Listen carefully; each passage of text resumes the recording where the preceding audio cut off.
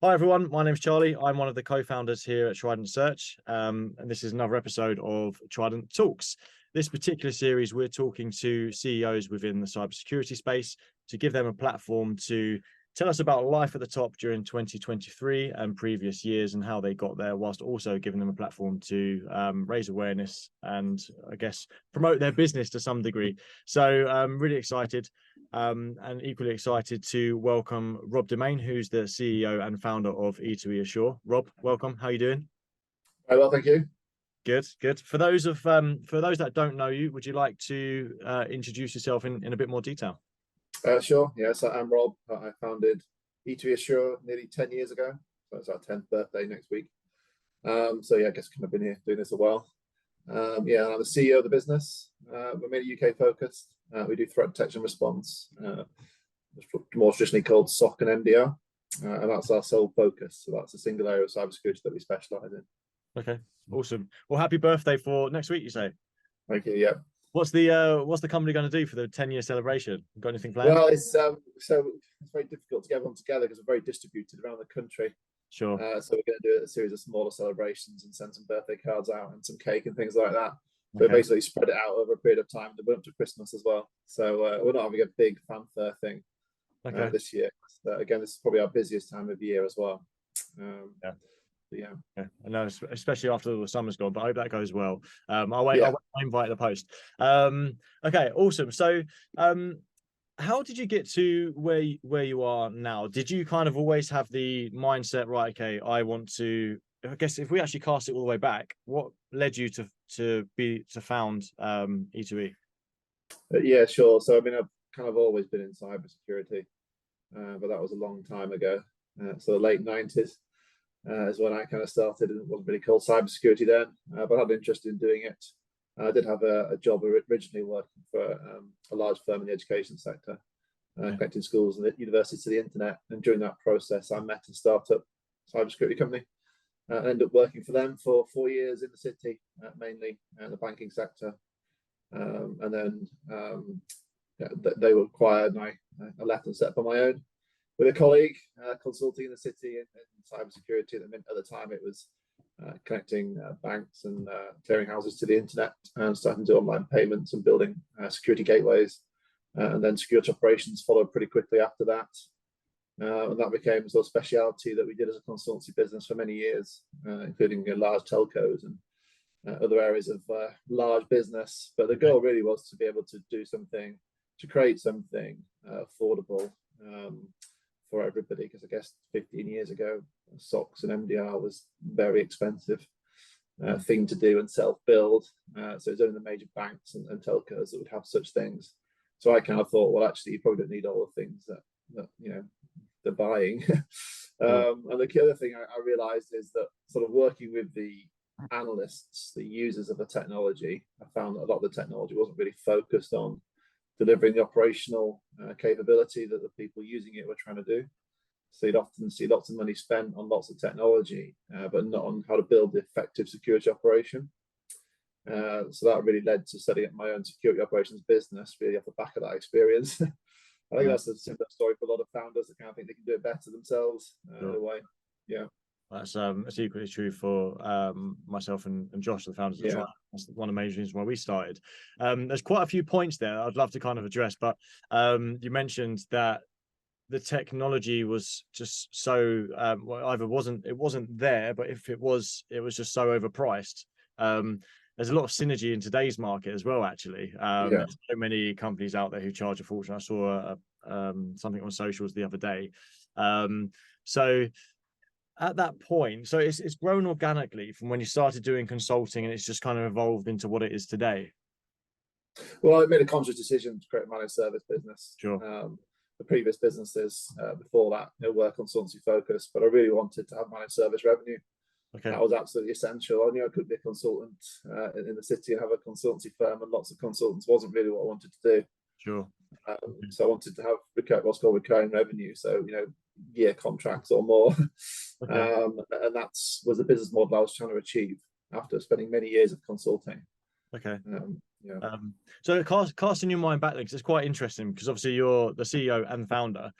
cast your mind back to just before you made that conscious decision to, right, okay, I'm going to create this MSSP. Were you nervous? What was going through your mind? Well, you obviously you need to have a bit of faith, don't you, that you're going to be able to achieve it. So yeah, I guess it's I don't know what the right word is, but yeah, maybe courage or kind of conviction that you can do it. That's the key thing, really, and perseverance and just patience. Okay. There's lots of things you need to do to found a business. Sure. Most of it is just really hard work, Yeah. and constant persistence, and you know, indomitable spirit, I think they call it, don't they? Don't give up easily. Yeah, just keep going. Just being, Just I keep think going. resilience Yeah, is key in any absolutely. kind of industry. Yeah. Was there a point where you founded a business, and obviously it's always consistently hard work, right? Was there a point, I don't know, 2, 3, 4, 5 years, where it's like, actually, I can kind of take my foot off the gas now, create something that's kind of self-sustainable? How long do you think that takes within a business? Well, I mean, it kind of varies, I guess, but for me, it took probably 5 or 6 years until we could step back and be more strategic. Okay. I think to begin with, you know, especially when you're growing organically anyway, which means that you're investing everything that you make into yourselves effectively to grow it. You know, you are running around quite a lot to begin with. Sure. And you'll be, you know, bringing in various types of revenue to help sustain the business.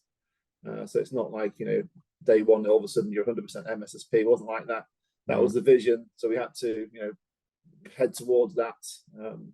You know, so I guess it's probably 5 or 6 years would have taken us to get to what was really, you know, 90+% managed service revenues. Okay. And then you can think a bit more strategically and try and make sure we understand how to build that into, you know, ideally purely managed service revenue. But yeah, I'd say for us, probably more than halfway later than that to get to that point where you can be a bit more strategic. Awesome. Got a lot of admiration for that. Slight curveball. Do you think it would be a lot cheaper now to create an MSSP versus 10 years ago with the presence of AI and automation? Do you think? Yeah, it's possible. Yeah, possibly. I think the thing at the moment with what we do, there's definitely a lot of people required. Mm-hmm. So using AI to do SOC operations has its limits. Sure. So you know, you still need a lot of people 24/7, skilled people, because if there's an incident, you really need a depth and quality of expert humans. So I guess you could probably, you know, as a lot of tech companies do, use it for a lot of the functions. But I guess what I would probably say is that you kind of need to be quite mature before you can get high levels of AI automation to work. Sure. If that kind of makes sense. Yeah. And I think you could trip yourself up quite quickly, trying to go too hard on that early on, because any business is going to need a lot of good people. Yeah. At the end of the day, and then you know, you got imagine a scenario where a customer of yours has a cybersecurity incident, a ransomware attack, and you're there to solve that problem. I wouldn't want AI to be dealing with that. Yeah, of course. Not yet, anyway. Yeah. So you've got to prepare for that, and I think there's still very much a human aspect to that. Okay, you'll probably like this analogy. I've just made it up, so it's probably going to be absolutely terrible, because I know you like your cars as well. But it's probably, if you were to do that without having that skilled human element, it's probably like jumping into a Ferrari without knowing how to drive, right? And you're going to go. Yeah, it's probably more like a Formula One car, yeah, sort of without knowing how to drive, because you know you might be able to go down the straights, but a corner would come and you'd spin off. Yeah. Yeah. Okay, cool. So thanks for all that insight. What's been the hardest thing about being either a founder or the CEO of the business over, I guess, over the course of the years, or has this year been quite good for MSSPs? Because I know a lot of companies out there have faced their challenges with the economy. Yeah, I mean, the hardest thing in business generally is finding the right people. As a general thing, that's always the challenge: is getting the right people, getting the right talent. But obviously, there's global economics and geopolitical economics that has an impact, and also local economics. But really, I think companies of our scale and size, you know, 100 people, 200 people, obviously, the economy does have an impact, but we really should be able to navigate within that at our scale. You know, the global economic factors don't really have a huge impact on small businesses. Okay. Like ours. Clearly, if you're a caterer and your energy bill's gone up, that's a big thing. Mm-hmm. But I mean, you know, I'd say to sort of a lot of smaller businesses that we need to be flexible and agile enough to be able to cope with lots of things. Sure. And over the years, you know, there's always an ups and downs. That's just the way it is. Yeah. You've got to be flexible and confident enough to navigate through those things. Yeah, it's easy. But yeah, it's easy as a business owner to enjoy the times when it's good, right? But every single time you've got to be planning for the worst case scenario. Whenever we do like P&Ls, budgets, or anything like that, it's always worst case. That's how I think it's safe to kind of operate. So you mentioned finding people is the hardest part of the business. I won't ask you how you find your people, but what's the USP of kind of E2E? What do you think makes E2E for people? Well, it's the best people at the heart of the service. That's the key. Things around that, the technology and the service that's wrapped up in that. I think that's the key differentiator. We spend a huge amount of time getting the right people, training them, and focusing on delivering that value through to customers. And we have the technology to support that as well. But our business is very much the right people supported by the right technology to help our customers, rather than it being a big technology play, if that kind of makes sense. Yeah, of course. And I think that's the key thing that we need in this business. If you're going to deliver services like this to customers, you really need to be talking to them and working in partnership, and really, build something together. And that's been key to our success, is how we've kind of focused on the client. To answer your question. Yeah, it does. Yeah. I think you're right. I spoke to someone quite recently, and quite a few people say it as well, and it's just so true. But any issue you face, whether that's in business or technology or any kind of personal relationships or friends, it all can be resolved through people. You might have technology out there, but I mean, there's people that solve everything, right? Which could be quite interesting when AI comes to take a bit more presence. But that's a completely different conversation. So, what's the best thing about what you do? Why do you get up in the morning, and what keeps you motivated? Yes, I mean, small businesses have an advantage normally, that they have some sort of purpose behind them. So I think that's important. And I guess what's really important in our business is defending our customers from threats on the internet. If you kind of try and boil that down a little bit, we're really trying to stop them having massive incidents that take them out of business, or make their lives hell. So actually, it's quite a rewarding thing to do, isn't it? If you can defend organisations against criminals or bad events. So I think having that sort of purpose is quite important. And what we really want to be able to do is to stop the companies having bad cyber attacks. So that when we do that, that's massively rewarding, because clearly there are a lot of cyber attacks, and when we detect them and we deal with them to very little impact, that's very rewarding, and that's what everyone's here to do. And that's what the excitement in the business is. When something like that happens, we can show how good we can be. In a SOC business, it can take a year, nothing can happen major. And then when it kicks off, it's very rewarding when we detect it and respond to it quickly. Yeah. That's the key thing that excites us. Well, you're 100% right, especially with how advanced APT groups are becoming, and what they can actually deliver is quite frightening, whether that's taking hospitals offline and affecting technology there. So just being ahead of them at every kind of possible stage, I can imagine that's quite motivating. I'll stop that happening, don't we? Yeah, exactly. Okay, cool. So what does the future look like for E2E? Well, at the moment, we want to be the best in the UK threat detection and response. How we're going to prove that, I'm not sure, but that's the focus. To be the best at detection, responding to threats, and minimising impact. That's our kind of mission. I think that's quite straightforward, to have a simple mission, to be the best at it. But we're not going to try and compare ourselves too much with everyone else. I think we want to deliver the service that we think is the best, and hopefully then people will realise that it is over time. Our customers will sort of tell us and tell everyone else that's the case. Yeah, exactly. But it's do what we continue to do, keep innovating, keep pushing forwards, get better and better, and just be recognised as the best player in the UK. I think that's good. Stay focused, keep it simple, keep doing the good work, and everything will naturally develop. Absolutely. So we all know how hard and how time consuming well, most jobs are, to be honest, not let alone jobs at the top. What do you do outside of work to keep yourself, I'll say, sane? Yeah, well, if having 3 kids is key to that, isn't it? Making sure we spend time with the family and friends, and also have hobbies that don't involve cybersecurity, and then the computer ideally as well for me. So getting outside and doing things is essential. Even better if you can do it with your family. So yeah, it's having hobbies and interests outside of your day job. I think it's important. Okay. When you starting your business, it's pretty much all consuming. But as you grow it, you have to find other ways to entertain yourself, if you see what I'm saying. Yeah, of course. And just other things that are good and healthy things. Sports and exercise and getting outside and doing things is key.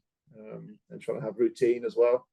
So trying to have a bit of routine and make sure you find the time doing those things, because it's quite easy to make an excuse that you can't do something when you're a founder of a business because something more important is happening in the business. So you've got to find a pretty good balance early on and try and stick to it. Yeah, sometimes the lines, they do, because I've experienced this. The lines become so blurred, right? To the point where when you're not working, you think you should be working and you can't focus on doing what you're currently doing outside of work. And then you go into that downward spiral, you get burnout, and you can't. Yeah, the spiral of decline in many ways, one way of describing it. Yeah, but again, that's not limited to, I guess, leadership positions, right? It's good. No, it's everybody, isn't it? It's got to be the same part of the business. Everyone can burn out, everyone can have challenges, and it kind of it impacts everybody. So my advice is to always try and schedule things in and create the routine, that you do get time to do other stuff. And sometimes you just got to prioritize yourself as well in that. Okay. I guess the final question, because I know you're super busy. What advice would you give to anyone else looking to either found a business or get to the top in a C-suite position? I think have a vision, but be patient.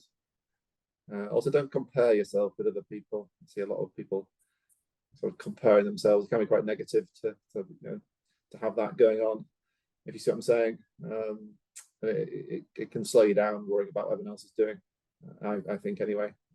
Same in business, worry about your competition can be quite unhealthy. So I'd say I'll be a bit of patience and perseverance.